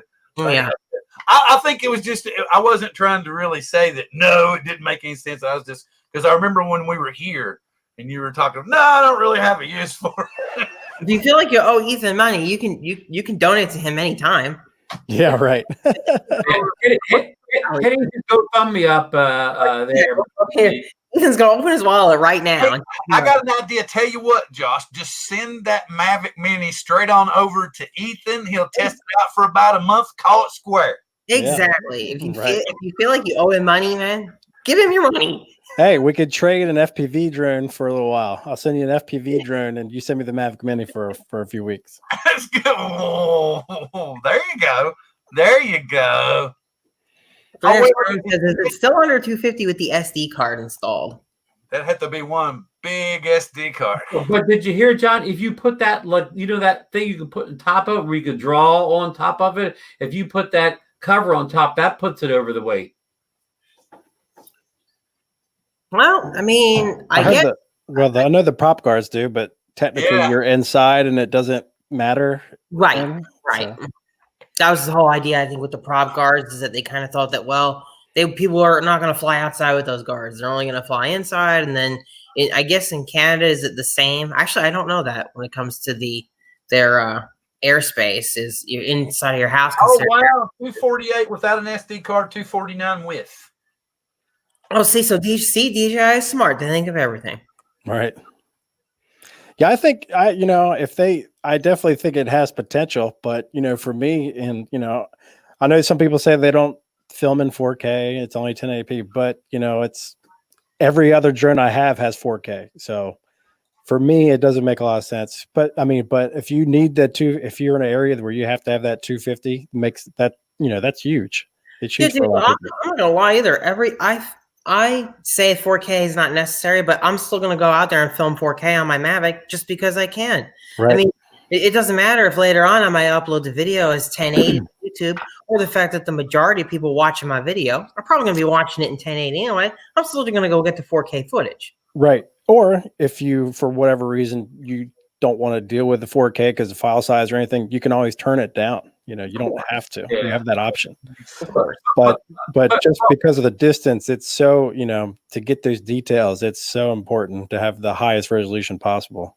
But that being said, like, and I was gonna say my photography days. He'll do photography. Many times I've been out with a DSL shooting in RAW, and I grab a photo. And also when I'm done out, I get my iPhone out and take the same shot, right? And sometimes I get home and I like the JPEG that came out of the iPhone better than the RAW footage, even when I worked it out of the DSLR. So it's not, having the RAW is always good. It doesn't always turn out to be the better picture in the end. Right. I tell you what, with photos, that Mavic 2 Pro takes better photos than my Canon camera. I almost told somebody the same thing. I said, when I have that in the air, I'm taking photos. I sometimes don't know that I don't have my DSLR with me or whatever. It's that level of. Oh yeah, it looks really good. Yeah, but still, it's a much smaller sensor than my real camera. But somehow it produces amazing results. Right. Right. Let me jump in real quick. I wanted to say I just posted a link in the chat. I was going to holler out to Steve Coots. This guy rides mountain bikes and stuff kind of like you do. He is testing the Skydio 2. I'm trying to get him to come on the show. He said he's done 1 or 2 live streams, trying to hook him up with Ron and the guys. And Lloyd, I know you probably wouldn't mind getting him on too. Maybe even get him on Mail's show before the drone comes out so we can get a guy. But anyway, yeah, check out his video. Support his channel. Tell him we want to get him on here. I've already sent him an email. Try to get him on your channels too. And back to Ethan with more color grading. This is the last one I got for tonight, and this is from the Autel Evo. This is and still, I think the Autel Evo is definitely underrated. I think it's definitely got a great image straight out of the camera. This is basically, this is shooting in its no color profile. It's natural color profile, and this is just with some slight tweaks, and you can really make it pop. But let's go over what we did with this. So this one, we're going to start out with the color wheels, and I have my curves up, and this is the Luma waveform, and that's going to show. Yeah, I see my cursor's low. Let me go up here. This is basically the Luma waveform, and you can see that we're a little underexposed through here. Well, actually, this is 0. I don't know if you guys can see that. This is 0. So what we're going to do is going to bring up the color wheels, and I'm going to stretch the exposure out a little bit. And see this line that's right up here at where it says 100. I don't know if you guys can see that, but the color kind of like the waveform flattens off right at the tippy top. That means that area, even though we're not hitting 100, that area is clipping. So we're going to bring that down. And it's still clipping. So basically that part just got clipped in the sensor. So we're not going to get that back. All right. So that looks pretty good. I'm going to bring up the saturation of my shadows, decrease saturation on the highlights, and what that does, that creates saturation contrast, makes your image pop a little bit more. And also I'd like to bring up the saturation of the midtones just to bring out the greens and the browns just a little bit. The white balance where it says temperature, we're going to tweak that. It's a little too warm, too cold. So it was shot pretty decent. It was shot right on the money. So at least if you're not going to go manual, at least do manual white balance. And then for this, we're also going to use the Sky Grades natural LUT that we have. So we pulled out our custom LUT that's down in under color. This is video effects under color. And we're going to do custom LUT right here. Just drag that onto your clip. And then this will pop up, and we're going to pick the Sky Gray's natural LUT. And then this is what it looks at straight out of the gates. Very, very deep saturation. So I'm going to just dial this back just a little bit. So that looks pretty good. Let's see. What did I do in this? Nothing. So, and that's basically it for that. We could take a quick peek at the RGB parade, and that looks pretty even across the board. This is what you should. This is what you would call a color balanced image. Oh. So, you know, when you have, it's basically the RGB parade is kind of more or less even across the board. That means we have good color balance.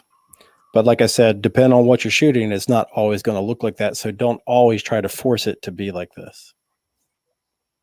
So, and that's what we did with that. If we go back, take it off, this is what we look like, and this is with our color grade on there. Amazing. Yeah, and there really wasn't much to it. So the thing I want to point out about LUTs, if you find a LUT, basically not all LUTs work the same for everything. So basically the key is find a LUT that works with your type of footage and the type of shooting that you do, and it'll just make your life a lot easier. There's tons of LUTs out there, and unfortunately there's tons of free ones. There's a lot of free ones, and you could get away with a lot of the free ones, but to get really good ones that do work extremely well in a lot of different footage, you're probably gonna have to buy one. The Film Poets make great LUTs. I use a lot of those. Yeah. I know Ken Dono, he uses a bunch of LUTs from somebody else that I've heard really good things about. I can't think of the name off the top of my head, but and I think I paid, I want to say $20, and there was came with 3 of them. They're actually designed for the Mavic 2 Pro, but they work with a bunch of different cameras. They work with the Evo, they work with the Spark, they work with the Nafi. But anybody have any questions? Anything else that I'd like to go over, or anything that don't understand? I think that we could probably have at least 2 or 3 more color grading episodes to get everything in. Right. But everybody seems to be mellowed out now. Nobody's really kind of chill. We got 12 people watching. Anybody got anything they want to add, or anything that Ethan hasn't covered or you didn't understand that you would like a discussion on? They're saying they don't understand anything. They need the whole show done over again. We'll have to do that in episode or color grading 3. But let me check. I'm gonna check my email one more time. Maybe see if he actually emailed me back. Maybe he's just too busy. Just one thing I'd like to point out is, just keep practicing. It takes practice. Just keep on playing with the different sliders and everything until you get it to the way you like. I know when I first started out, everybody wants to hear that. Where do I put this waveform, or where do I put this, like the RGB parade? How should this look? There isn't really a set thing to tell you. You just gotta use those as guidelines to steer you in the right direction, and then try different things out until you think it looks good. One thing I know newbies always do is typically people tend to oversaturate things. I'm guilty of it myself. But when it comes to saturation, less is more sometimes. You just want to give it a little bit. And also, if you've been at your computer, working on a color for 5 or 10 minutes, it's good to get up and walk away, because just like you get nose blind to certain smells and whatnot, your eyes will get color blind to something, and you'll be pushing these colors all over the place thinking, yeah, that looks great. And then you go walk away, come back 10 minutes later, and you look at it and be like, what the hell was I thinking? Yeah, Exactly. Yeah, I've done the exact thing, man. You'd be like, delete the whole thing, man. Right. It'll be like, what was I thinking? Why did I do that? So it's good to get up, walk away for 5 or 10 minutes so your eyes recalibrate. Yeah, I just want to add that I use DaVinci Resolve until Ethan, among many people, finally convinced me to make the switch over to Final Cut Pro just this year. I think I just started this summer with Final Cut Pro, and I won't say it's any better than DaVinci Resolve, but for me it's a lot easier to use. Right. Yeah. I found ease of use is much better on on Final Cut Pro than DaVinci Resolve. And I haven't tried Premiere. I tried it years ago, whatever, but I haven't touched Premiere in years, so I can't give you any feedback on Premiere. Yeah, my brother is he's a professional editor for a magazine, and they all use Premiere. And what I can see, the advantage of Premiere is that if you have any experience with Lightroom, you can color grade in Premiere because it's exactly the same. And I think that's probably the simplest way to do it, where it's got just a bunch of sliders going right down, and you tweak all your little sliders the way you want it, and it has LUT support. So yeah, I think the easiest to color grade is probably be Premiere. There's something that Lloyd, or something you see that Lloyd said in the chat. I wanted to bring up real quick, and then I'll let you get your point. He said, "This was awesome. I don't understand any of it, but the videos were cool. But I'm an old fart and don't understand much of anything." And I was talking to John about something new that I thought was cool, because I explained to him, yes, I was a DJI fanboy like crazy right up until, I guess, Osmo Action. And then I realized that, I've looked at all these and I've watched the videos and stuff, but I've watched a video to just basically do one thing at a time, like, okay, time lapse or this or that, the other. And then when there was a firmware update or something like that, I just updated it, and I didn't really pay attention to what it updated or how it worked or how it functioned. So I've got the Osmo Pocket, I've got the Action, and I really don't know how to use any of them.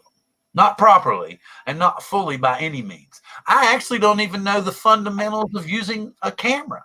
So I was telling John it would be kind of funny. And since Ron's here too, he might even kind of come on once in a while when we're doing this. But I wanted to come up with a show from time to time, and we call it Teaching Old Fart New Tricks. So we're basically going to have these young bucks come in. We're going to have the help from the chat and maybe Google, just like we're going to do with UAV medics here in the future. And you're going to try to teach us old farts how to use this sophisticated gear so that we might understand it. And we might even do it like what John Cena does it. You might be smarter than a fifth grader. We'll even have it. Or can you teach an old fart new tricks? And then if you don't, you have to come on camera and say, such and such and such and such was unable to teach an old fart new tricks. We'll send you a t-shirt. Right. For everybody that's got, got a Spark or, one of these other different kinds of drones that don't have the fancy camera, and you're just editing on your phone, say you're using like the app version of Power Director, or you're using LumaFusion or any app-based program, as long as you get your exposure correct and you bring it into the editor, if you just bump up the saturation a little bit, it's going to look great. Yeah, agreed. So what you're saying is don't worry about all this color grading stuff. Well, I mean, the biggest advantage that, from a, more expensive drone that's got a better camera on it, aside from the detail, is that your exposure can be off a little bit. You don't have to be perfect with exposure, and you're still going to get all those details in the shadows and the highlights, which they call the dynamic range. Right. You're still going to get it. Your exposure doesn't have to be perfect. Right. So. And what these better cameras does is allows you to shoot it at less forgiving times of the day. Like if you have a like a not so good camera, you better go out and shoot a golden hour in the perfect lighting situations, because it'll look okay in it. But you can take the Mavic 2 Pro out in the worst part of the day, like 1 p.m. in the afternoon when the sun's real high and the lighting's terrible, and you can still get some good footage from something like the Mavic 2 Pro. Or you took the Spark up at 1 p.m. in the afternoon, the lighting's not good, the footage probably isn't going to look good. And I'm segueing, do you think we'll see ND filters for the Mavic Mini anytime soon? Or you think because it's such a consumer type drone that they won't even add ND filters for it? I'm sure Polar Pro has already got them. I was gonna say they'll be filtered. Yep. So just like we're what was it? The Spark doesn't set up to hold filters, but they figured out how to get filters on it. Well, they sure did. Yeah, like for this shot, for example, this was the Spark at I think it was at Sunrise in Charleston, South Carolina, and I think this looks great. Yeah. But this was also the perfect exposure. Manual exposure settings, the perfect time of the day, one of these things.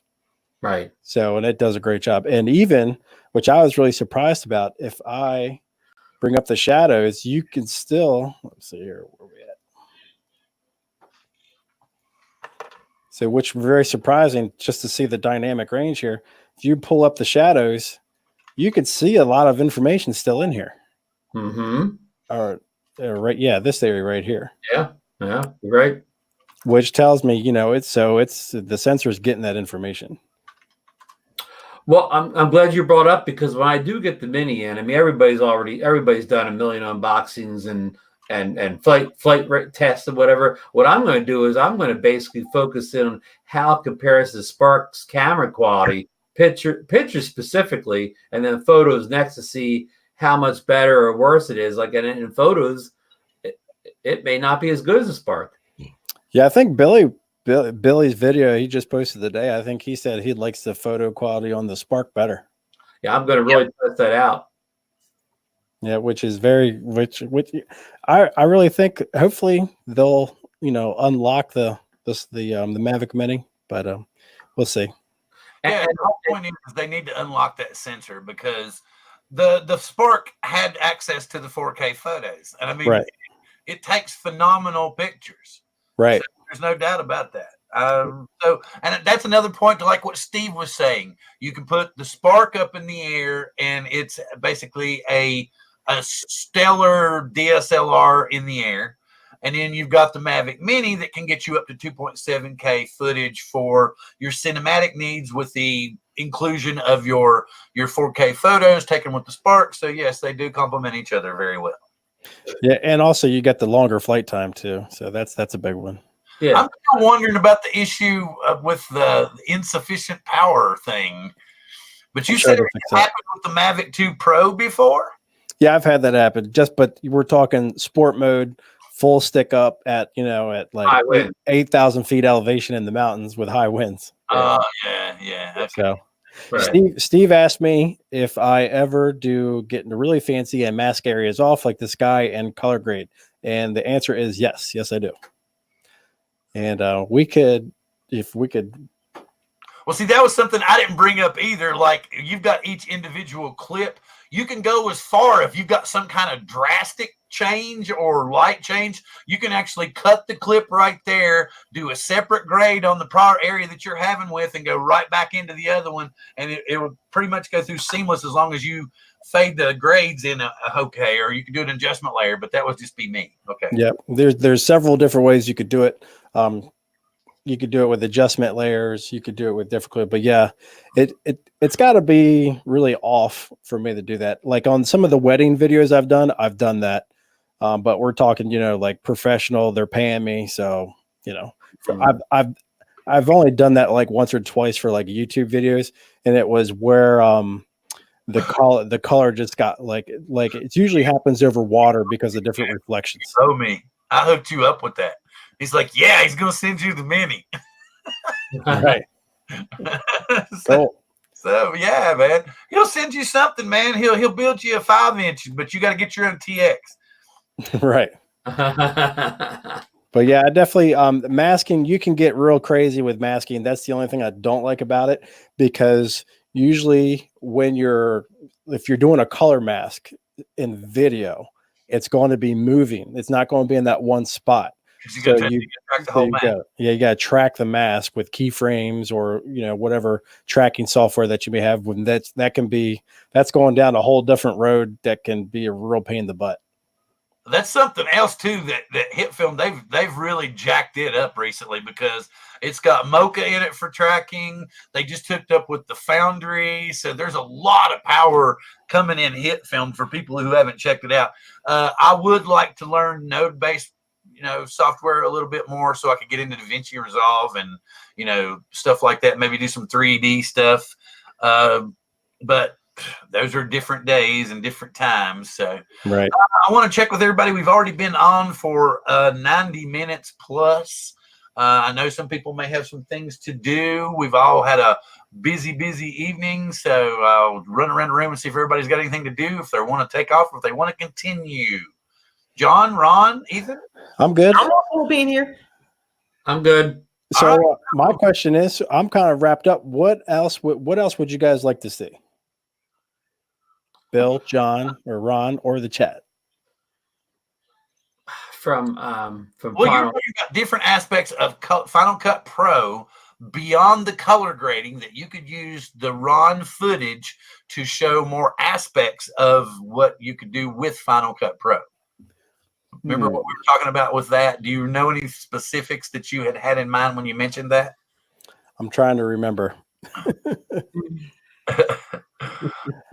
So like maybe transitions in Final Cut Pro. Okay, that's something I was curious about earlier. Where do you hide keyframes at if you're going to do keyframes and stuff? Because Go. Good question. Okay, well, we'll do this. So you can keyframe just about anything in Final Cut Pro. You can keyframe a mask. You can keyframe color. You can keyframe literally anything. But I've got the quick thing. So this is what I was thinking. So I've gotten a lot of, in the comments of some of my videos, a lot of people ask me how I do this. How do you do a color wipe, right? Mm-hmm. A lot of people have asked that. So the way you do that, so I'm going to copy this clip and I'm going to paste it right here. Okay. So this clip is already been color graded. Okay. It's all ready to go.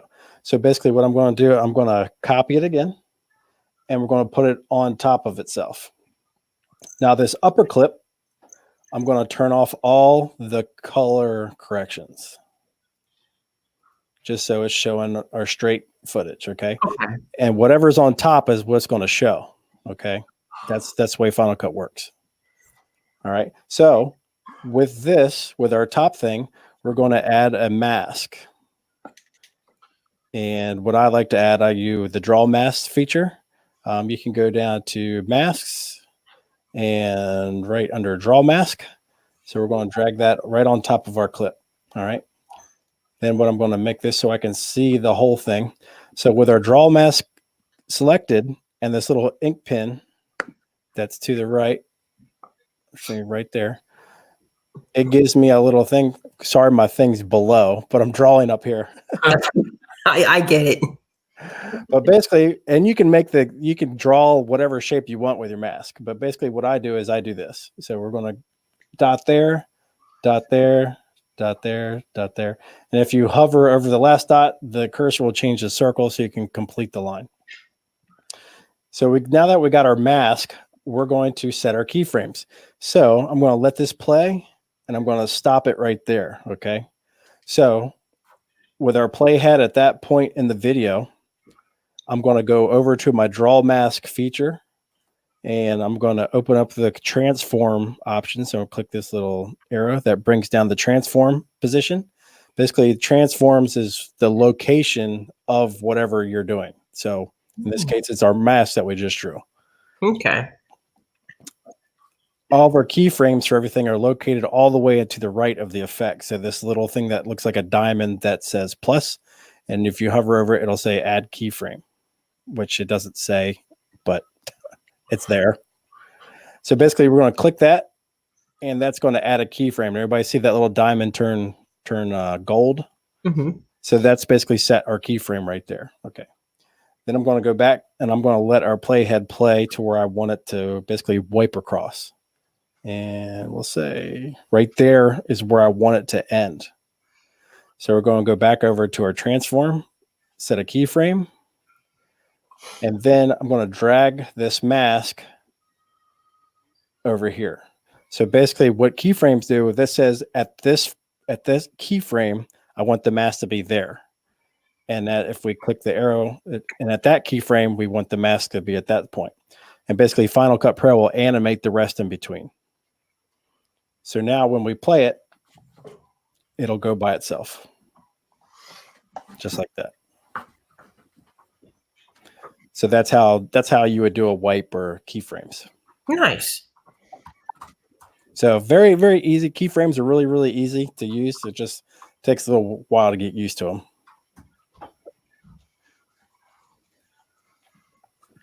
That's great. I mean, I never played with keyframes in Final Cut, so that was very informative. So say that you want to keyframe your color grade, right? So we'll do another one.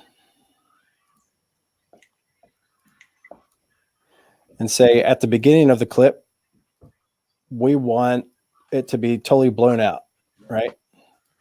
So I'll blow it out. So it's like that. We'll keyframe this, which is on the color wheels. It's all the way to the top. We're going to keyframe that. Let it play through. And then keyframe again and bring the color correction back to where we want it so it's not blown out anymore.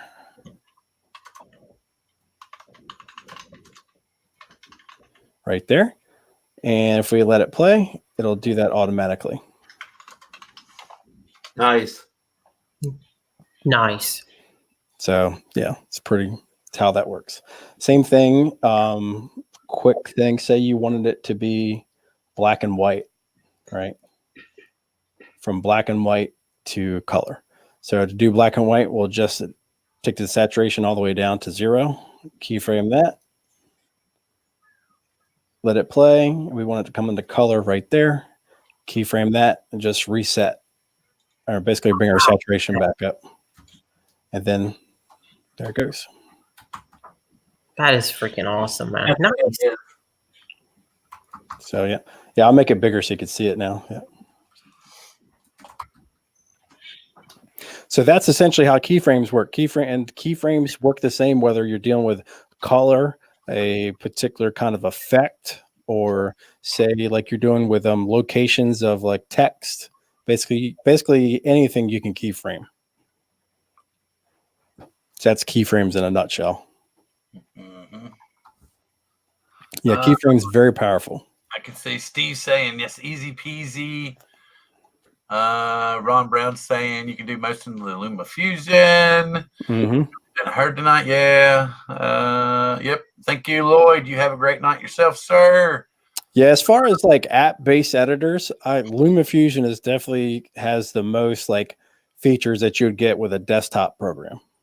And Ethan, you can also do the same thing I said with iMovie. You can start a project in LumaFusion, your iPad, and at some point you can send it to Final Cut Pro to do the final edits. Oh, nice! I didn't know that. Yeah, you can bump it up so you could do all the grunt work or whatever, and then if you want to do a color correction you couldn't do on LumaFusion, and LumaFusion does have lots of stuff on there, maybe not as powerful, as good as selection as Final Cut, but again, if you want to do all that on Final Cut, you would just send it as a Final Cut project to the your computer and finish it up there.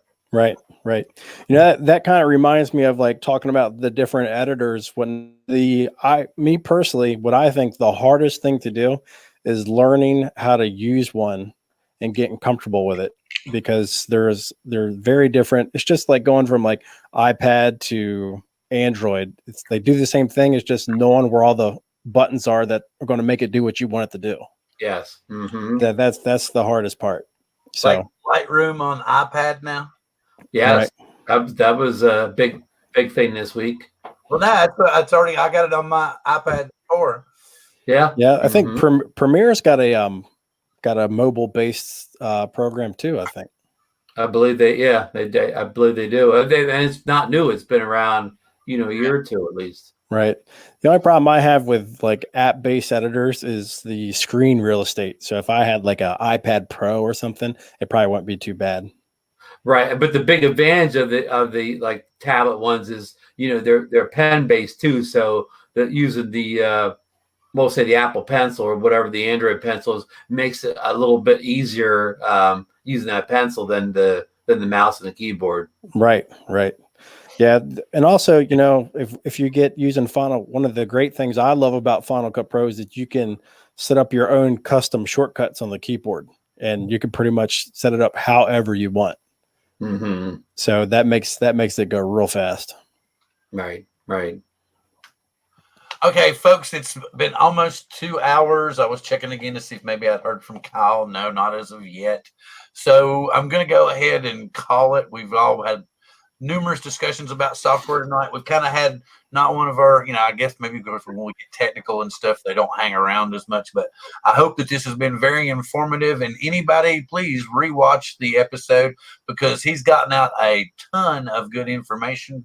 And next week, we're going to be having our money shot episode, unless by some strange chance I can get Kyle to contact me between now and then, at which point we'll have a Skydio 2 night with someone who actually has their hands on one.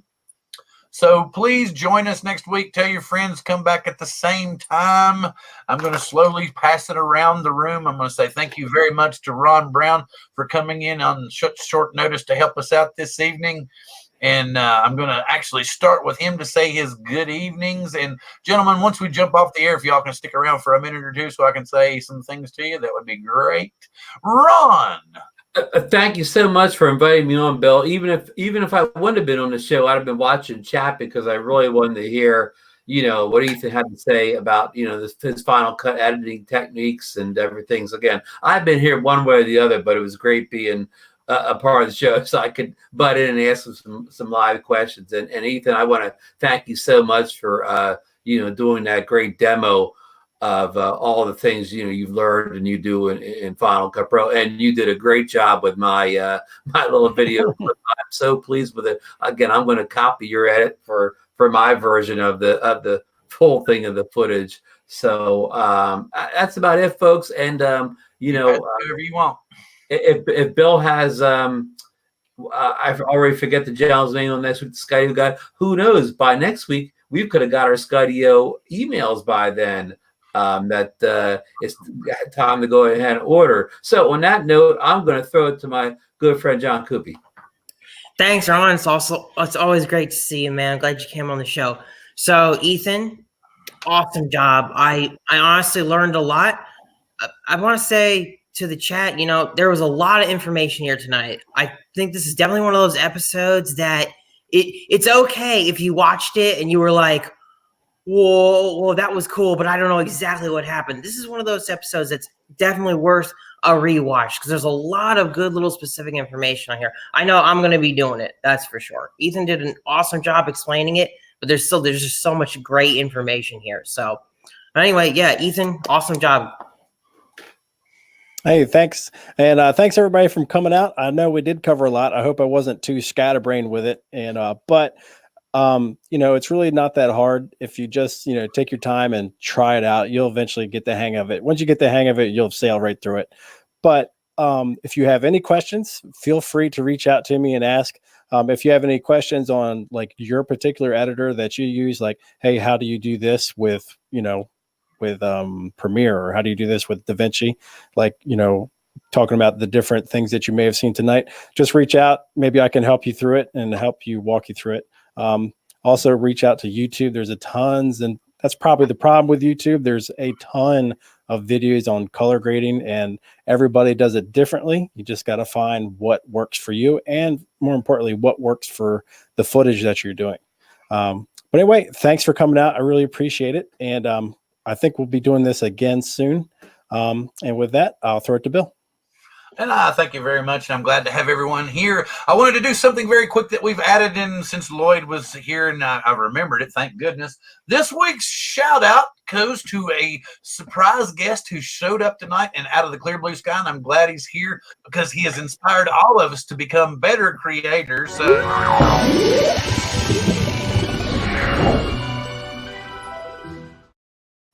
This week's shout out goes to none other than Steve Coots. You all see him all night long. He's been talking to us, chatting to us, and he was on for a few weeks ago with us, and he really inspired all of us to truly go back to being creators and not so much as to fulfilling with the system, because it seems as though when you truly make yourself happy with your creation, others seem to follow. So always follow your heart and be a creator just like Steve is. And I'm glad to have had everyone here tonight. We want everybody to come back next week for the Money Shot episode, but keep your fingers crossed that Kyle sends us an email so that we can talk some Skydio. And I would hope that he can get on and we can get everybody on and all these other shows and everything, and we can spread him around all over the place. And with that being said, I'm going to say thank you very much, folks, and come back and see us next week here on Drone Therapy. Peace. See you guys.